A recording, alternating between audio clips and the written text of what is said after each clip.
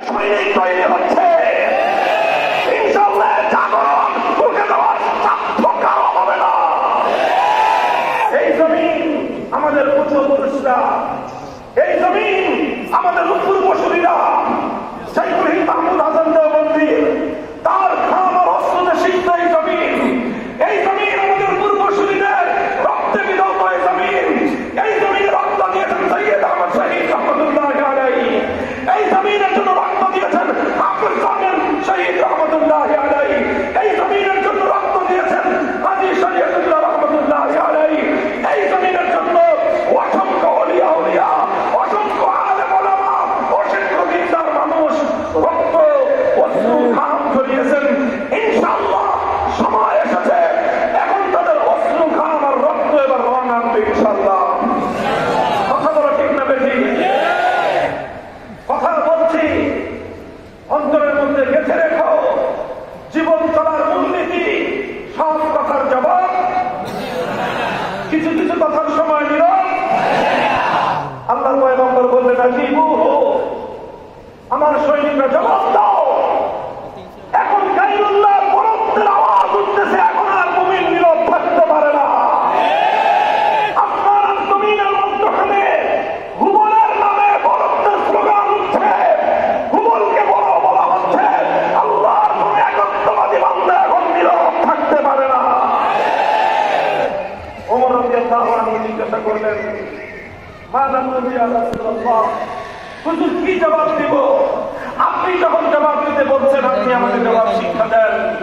আল্লাহর নবীজি স্লোগান শিখাই দিলেন, কুলু আল্লাহু আ'লা ওয়া আজাল, কুলু আল্লাহু আ'লা ওয়া আজাল।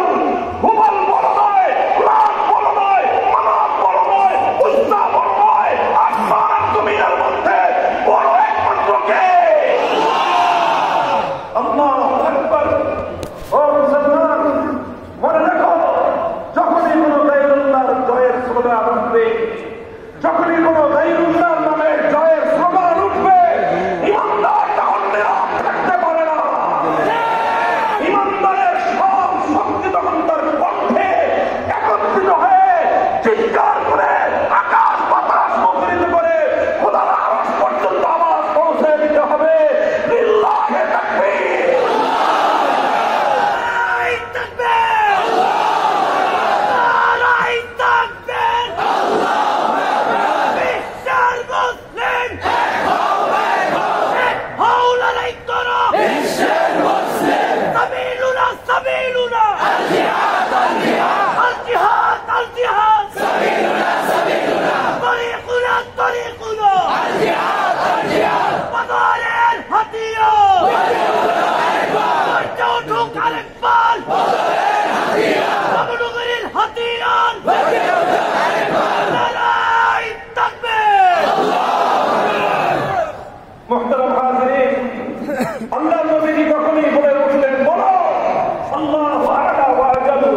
হুবল বড় নয়, কোন গায়রুল্লাহ বড় নয়, আসমান আর জমিনের মধ্যে ইমানদারের স্লোগান, বরত্বের স্লোগান হবে একমাত্র আল্লাহর জন্য।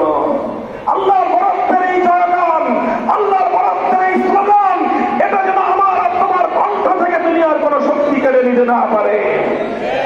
মনে রেখো, আমি তোমাদেরকে বলে যাই, নানা অজুহাতে, নানা ছলছুতোয়, নানা বাহানায় অনেক মানুষ, অনেকে আমাদের গায়ের খা, অনেকে আমাদের শুভাকাঙ্ক্ষীর ভান করে আমাদেরকে বলবে, শুধু স্লোগান দিয়েন না, স্লোগান দিয়েন না।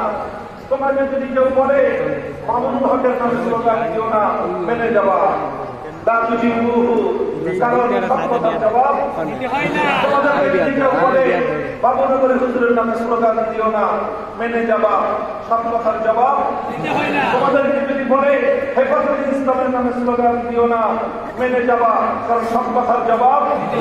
সব মানবা, কিন্তু কোন কুলাঙ্গার যদি বলে নারায়ে তাকবীর স্লোগান দিবা না, অত্যন্ত পুষ্টি সহ এই জমিন থেকে উদ্ধার করে আকাশ বাতাস মুখরিত করে স্লোগান তুলতে হবে, নারায়ে তাকবীর।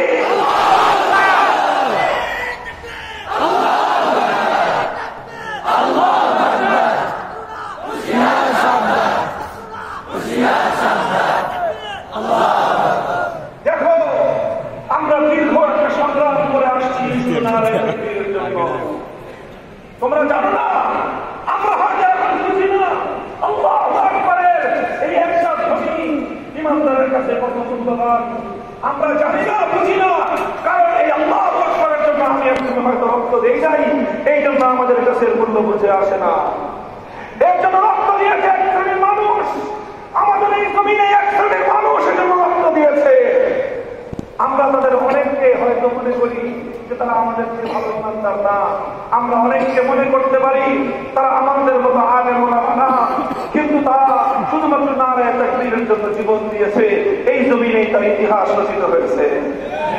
আমাদের ওই সকল ভাইদের জবান থেকে, তাদের কণ্ঠ থেকে আল্লাহু আকবারের আওয়াজ কেড়ে নেওয়ার জন্য হিন্দুত্ববাদী কুফরি শক্তি, কৌশলিক শক্তি সমস্ত ষড়যন্ত্রের জাল তারা এই জমিনে বিস্তার করেছিল।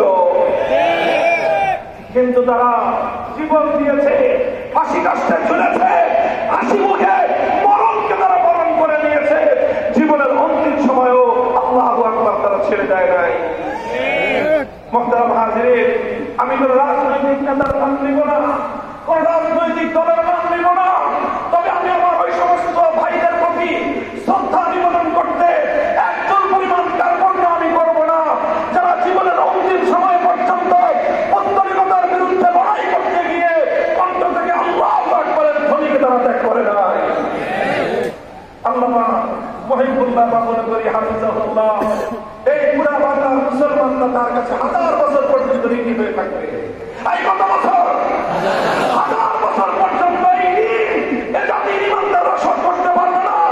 আল্লামা মহিবুল্লাহ বাবুনগরী হাফিজাহুল্লাহ এই আল্লাহু আকবারের কণ্ঠের আওয়াজ যেই কণ্ঠ থেকে উচ্চারিত হয়েছিল, আল্লাহু আকবারের ধ্বনি যেই কণ্ঠ থেকে উচ্চারিত হয়েছিল, শুধু আল্লাহু আকবারের এই ধ্বনির প্রতি শ্রদ্ধা জানাতে গিয়ে গোটা রাষ্ট্রযন্ত্রের বিরুদ্ধে যুদ্ধ করে আল্লামা মহিবুল্লাহ বাবুনগরী সেই শহীদের জানাজা ইমামতি করেছিলেন।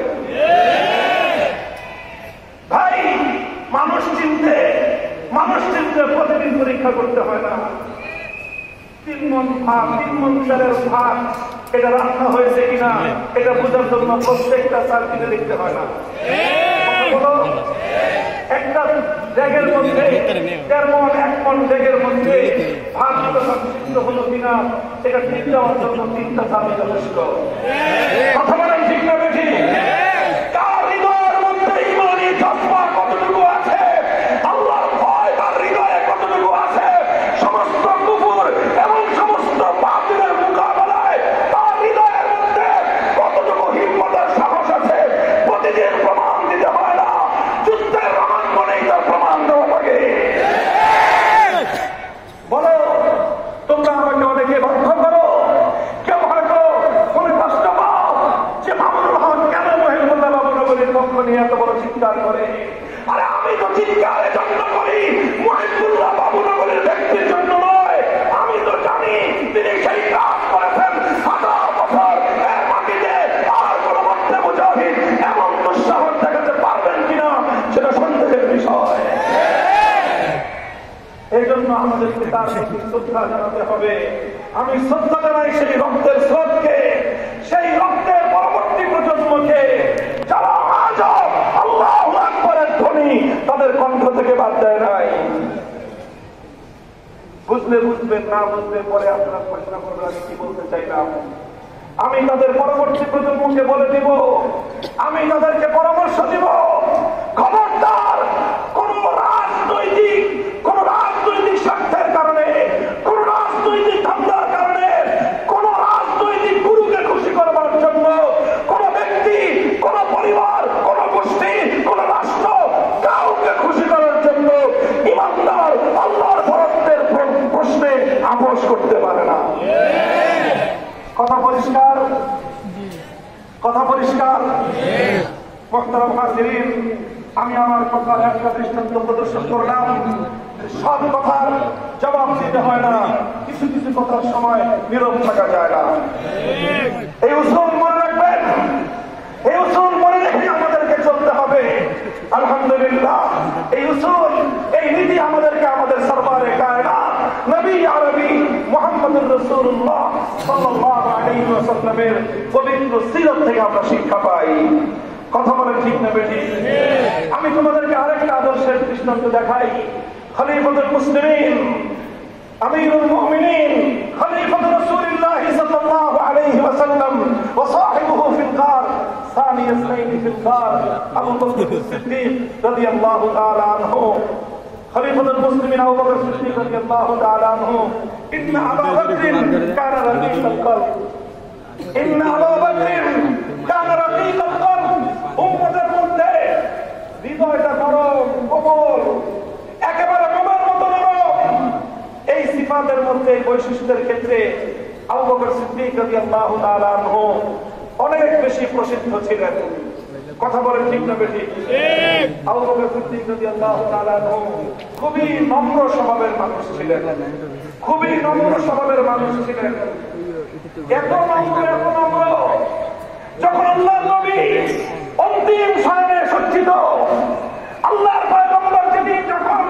মধ্যে ওফাতের মধ্যে মুক্তরা তিনি যখন মৃত্যুর হাত দিয়ে আল্লাহর নবী যখন মৃত্যু রোগে শয্যাশায়িত অবস্থায় নবীজি মাথা ওঠাতে পারছেন না মসজিদে ইমামতি করবেন নবীজির হুজরার সাথে মসজিদ লাগানো হুজরা নবীজির ঘর আর মসজিদের মধ্যখানে কিন্তু আর কোনো ব্যবধান ছিল না কথা ঠিক কিনা নবীজির ঘরের থেকে বের হলে কি মসজিদ নবীজির ঘর থেকে বের হয়ে মসজিদ পর্যন্ত আসবেন এতটুকু শক্তি আর নবীর দেহে অবশিষ্ট নাই আল্লাহ নবী কি করবেন